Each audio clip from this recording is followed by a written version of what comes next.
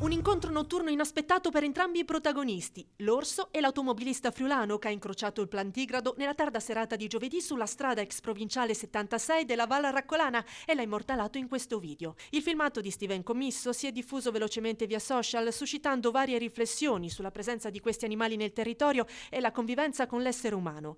Gabriele Menis, fotoreporter friulano esperto di orsi, definisce l'avvistamento un dono della natura. Questi avvistamenti possono capitare. Ricordo che noi nella nostra regione abbiamo una densità, diciamo, di orsi molto bassa, si contano alcuni individui che appunto possiamo contare sulle dita di una mano, quindi diciamo avvistamenti di questo tipo sono una bella fortuna, un regalo della natura, dico io, perché è un incontro sicuramente emozionante ed è un dono appunto della natura, però sono molto rari e non devono destare paura, in quanto l'orso è comunque un animale che rifugge l'uomo appena percepisce la presenza umana o il nostro odore o il nostro rumore che noi facciamo con un'automobile oppure camminando nella foresta. Lui ci evita, quindi si allontana rapidamente, però a volte può capitare di appunto vederlo, appunto soprattutto di notte, in cui può, diciamo, muoversi anche in zone percorse da strade, appunto. Ricordo che non bisogna approcciare l'animale, quindi non bisogna seguirlo e spaventarlo.